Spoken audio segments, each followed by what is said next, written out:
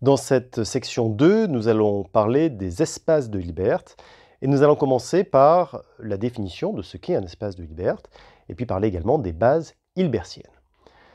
Alors commençons par un espace que vous connaissez bien, un espace euclidien, situation que vous connaissez parfaitement, où on peut décomposer les vecteurs dans une base orthonormée. Si je prends un vecteur U, eh bien, je peux écrire que c'est la somme de trois composantes, la composante sur E1, plus la composante sur E2, plus la composante sur E3, où E1, E2, E3 sont les trois éléments de la base, qu'on note d'ailleurs assez traditionnellement, I, J et K.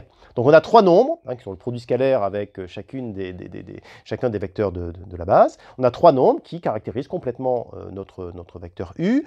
Et comme on le sait, on a en plus le théorème de Pythagore qui dit que la norme au carré de U, c'est simplement le carré de chacune des composantes dans notre base orthonormée, une base orthonormée, comme vous le savez depuis assez longtemps, depuis le collège. Eh bien, ça veut dire que chaque vecteur a pour norme 1, et puis ils sont 2 à 2 orthogonaux.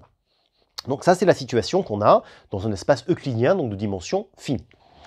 Et donc, on a dans un espace euclidien la situation donc simplement où U se décompose comme une somme pour I variant de 1 jusqu'à n. N, c'est la dimension de l'espace, avec un coefficient fois un vecteur de la base. Et puis EI, ce sont une base orthonormée. Donc, qui dit base orthonormée, encore une fois, dit que les vecteurs sont 2 à 2 orthogonaux et de norme 1. La question qu'on se pose, c'est peut-on avoir quelque chose de similaire dans un espace pré-hilbertien, c'est-à-dire dans un espace de dimension infinie? Bon. Alors, là, on a un nombre infini d'éléments dans la base. Donc, il va falloir admettre que l'on ait des sommes avec une infinité de termes. Donc, dans un cas, par exemple, où le nombre de termes est dénombrable, ça va s'écrire sous forme d'une série. Donc, la U devra être égale à la somme, pour I variant non plus de 1 jusqu'à n, mais de 1 jusqu'à plus l'infini, de CI EI. Bon. Et alors, quand on écrit ça, ce qu'on veut dire, du coup, c'est que on n'est plus sur une simple combinaison linéaire où on ajoute un nombre fini de termes. Là, on a une série. Autrement dit, il faut que la série converge. On va tout de suite parler de convergence. Quand on va parler de convergence, il faut que la série converge dans l'espace. Donc, assez rapidement, si on veut que les choses se passent bien, on a compris qu'il vaut mieux que l'espace soit complet. Si on est sur un espace qui n'est pas complet, où les suites de Cauchy se mettent à aller converger ailleurs, on va avoir tout un tas de problèmes. Enfin, on voit bien que les démonstrations n'arriveront pas à les faire. Bon, ça n'a pas marché. D'ailleurs, enlever cette hypothèse, la plupart des démonstrations qui arrivent, vous allez voir que ça ne marchera pas. Si vous enlevez la complétude, ça ne marchera pas. Donc, manifestement, il nous manque quelque chose quand on passe en dimension infinie. Si on se contente simplement de prendre un produit scalaire, mais qu'on n'a pas cette hypothèse de complétude, eh bien, on va être bloqué. Donc, pour être dans un contexte où les choses vont bien se passer, il va falloir ajouter cette hypothèse de complétude, et on appellera un espace de Hilbert tout espace pré-hilbertien complet. D'ailleurs, quelque part, dans la section précédente, quand on a défini un espace pré-hilbertien, on s'attendait à ce qu'il faille rajouter quelque chose pour être hilbertien. Je veux dire, bon, on est pré quelque chose. Déjà, dans les termes, on se doutait bien qu'il allait avoir quelque chose en plus. Et bien, ce qu'il y a en plus, c'est la complétude, c'est-à-dire qu'un espace de Hilbert, c'est donc un espace pré-hilbertien dans lequel toutes les suites de Cauchy sont convergentes. Donc si on regarde nos espaces, on avait défini les espaces topologiques, les espaces métriques, les espaces vectoriels normés, les espaces pré-hilbertiens.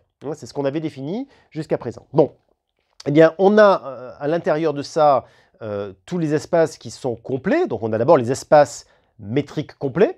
Alors, pour les espaces topologiques, on n'a rien mis, puisque je rappelle que pour avoir la complétude, donc il faut parler de suite de Cauchy, et donc avoir une distance. C'est une notion qui a du sens dans les espaces métriques. Donc, dans les espaces métriques, on a donc les espaces métriques complets. Si je suis dans un espace vectoriel normé complet, c'est un espace de Banach. Et puis, si je suis donc dans un espace pré-hilbertien avec la complétude, c'est un espace de Hilbert, qui est donc l'objet d'étude de cette section 2 de ce chapitre, d'ailleurs de ce chapitre de manière plus générale. Voilà, alors donnons quelques exemples. Premier exemple, prenons l'ensemble des suites L2, donc c'est-à-dire l'ensemble des suites dont la série des carrés converge. Et je prends comme produit scalaire, j'ai vérifié dans la section précédente que c'était bien un produit scalaire. La question, c'est est-ce que ça, c'est un espace de Hilbert? Eh bien, la réponse, vous l'avez dans la feuille de TD. Hein, vous démontrez que L2 est complet pour la norme correspondante à ce produit scalaire. Donc, c'est bien un espace de Hilbert. En revanche, si vous prenez les fonctions continues de 0,1 dans C munies de ce produit scalaire, eh bien, ça n'est pas un espace de Hilbert, puisque nous avions démontré, lorsque l'on avait étudié les normes, que cet espace n'est pas un espace complet. On avait trouvé une suite de Cauchy qui ne convergeait pas dans l'espace, donc ce n'est pas un espace complet. Alors, définissons une base hilbertienne. Donc, je prends un espace de Hilbert, H.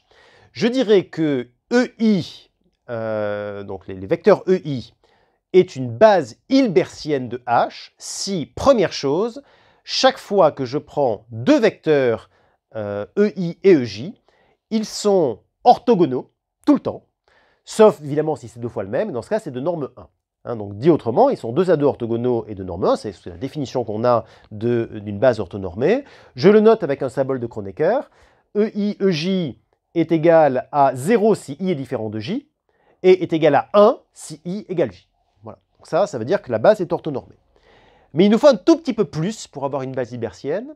Il nous faut également que l'espace vectoriel engendré par CEI soit dense dans H. Dit autrement que l'adhérence de l'espace vectoriel engendré par les EI soit dense dans H.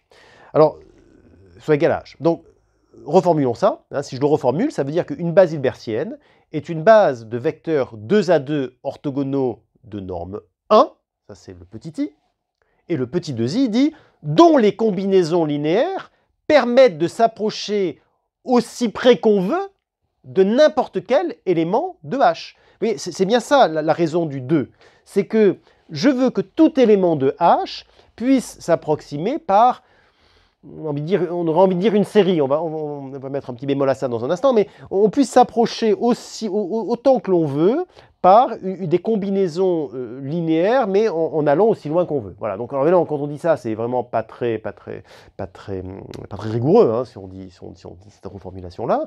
Mais si on veut le dire de manière rigoureuse, donc ça veut simplement dire que, vous voyez, l'adhérence donc de cet espace engendré par les UI, c'est H, autrement dit que c'est bien dense dans H. N'importe quel élément de H, eh bien, va être aussi près qu'on veut d'une combinaison linéaire d'éléments de UI, pourvu qu'on aille suffisamment loin. Voilà. Donc, voilà la situation. Alors, un point important, c'est que jusqu'à présent, j'ai appelé grand I, hein, simplement, l'ensemble des indices dans lesquels je vais prendre mes vecteurs. Hein, tout à l'heure, quand on avait un cas extrêmement simple qui était l'espace vectoriel, l'espace euclidien en dimension 3, grand I, c'était 1, 2, 3. Bon. Et puis j'avais E1, E2, E3, que j'appelais IJK. Bon, très bien. Alors, il y a quand même quelque chose à dire sur grand I, sur la cardinalité de grand I, sur le nombre d'éléments qu'il y a dans grand I.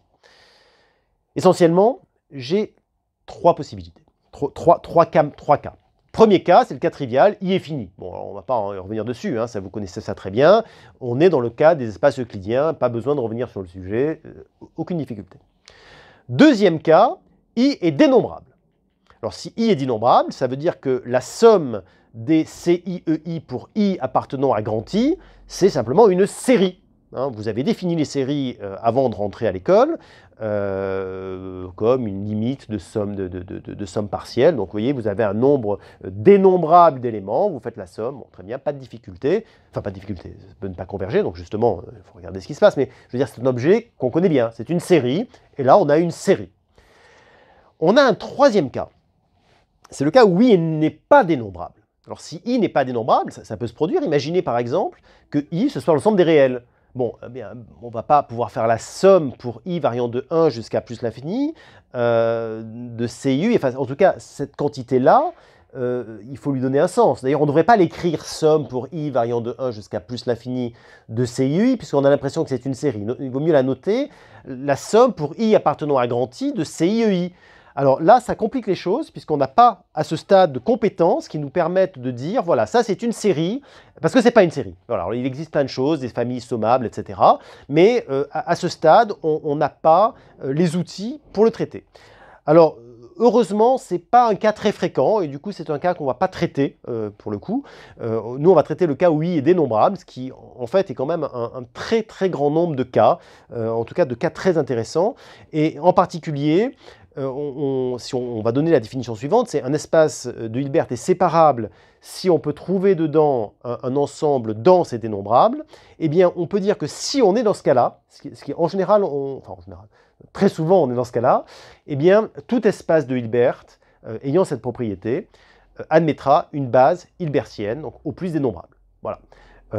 Donc ça, c'est un point important, parce que ça va nous permettre de rester dans le cas des séries et de le cas de i dénombrable. Au passage, ne confondez pas séparable avec les propriétés de séparabilité de Hausdorff, ça n'a rien à voir. Voilà. Démonstration très simple, si je prends une suite d'éléments Vn qui est dans H, tel que l'adhérence de Vn est égale à H, c'est l'hypothèse, c'est séparable, eh bien, je peux noter f grand n, l'espace vectoriel engendré par les n grand n premiers éléments Vn. Eh bien, les Fn, manifestement, ce sont des espaces vectoriels de dimension finie, dimension grand N d'ailleurs, qui sont une suite croissante. Les uns sont emboîtés dans les autres, sont inclus les uns dans les autres. Et puis, ce que je vais faire simplement, c'est que je vais prendre une base orthonormée de F1. En fait, je prends un vecteur de norme 1, et puis je le complète pour faire F2, et puis je complète pour avoir F3, et ainsi de suite. Et donc, je n'aurai aucune difficulté pour construire une base de Hilbert de cette manière-là. Et comme la réunion des Fn est dense dans H, eh bien, ça marche. Voilà. Alors, un exemple de base hilbertienne de L2, eh bien, c'est les suites UN, I, qui sont les delta IN. Alors, attention là aux notations, donc la suite UN, I c'est le numéro de la suite, et N c'est le numéro du terme. Et alors je dis, la suite, je vais vous donner un exemple tout de suite, la suite U0, donc le numéro de la suite est en superscript, et en indice, j'ai le terme. Donc U0, eh bien U0 indice 0 c'est 1, U0 indice 1 c'est 0, U0 indice 2 c'est 2, et ainsi de suite. Vous voyez, je suis en train de dire que finalement la suite U0 c'est la suite dont le premier terme, le terme 0 est 1, et tous les autres c'est 0. Et puis je prends un autre exemple, U8, le terme pour 0, pour 1, pour 2, pour 3, etc. vont être égaux à 0. Le neuvième terme, donc le U88, ce sera 1, et puis après j'aurai que des 0. Voilà, donc autrement dit, la suite UIN, la suite UI, le nème terme, c'est le symbole de Kronecker, delta IN. Delta IN est égal à 0 si I est différent de est égal à 1 si I est égal à N, et égal à 0 si I est différent de N. Voilà. Donc ça, c'est un exemple de base hilbertienne, ça fonctionne bien, c'est une base hilbertienne de L2. Alors là, il y a un corollaire qui est pour le moins spectaculaire. Spectaculaire, c'est que du coup, tous les espaces de Hilbert séparables, de dimension infinie, sont isomorphes à L2. Puisque finalement, on va pouvoir, à partir du moment où on va avoir une base hilbertienne dénombrable, on va pouvoir faire un isomorphisme. Donc les choses sont assez surprenantes, remarquables plutôt, c'est que tous les espaces de Hilbert séparables, finalement, sont isomorphes à L2. Certaines personnes disent même qu'il y a un seul espace de Hilbert séparable, un isomorphisme près, c'est évidemment une reformulation. Donc ça, c'est une propriété tout à fait intéressante. Je voudrais attirer votre attention tout de suite sur un point important. C'est que lorsque l'on parle d'une base EI, il ne faut donc pas confondre deux situations différentes. La base algébrique qui dit que les vecteurs de l'espace sont des combinaisons linéaires finies des EI. C'est la situation que l'on connaissait jusqu'à présent lorsque l'on parlait de base. Une base, on dit, on fait une combinaison linéaire finie des éléments de la base avec des coefficients et je récupère mes vecteurs. Ça, c'est une base algébrique.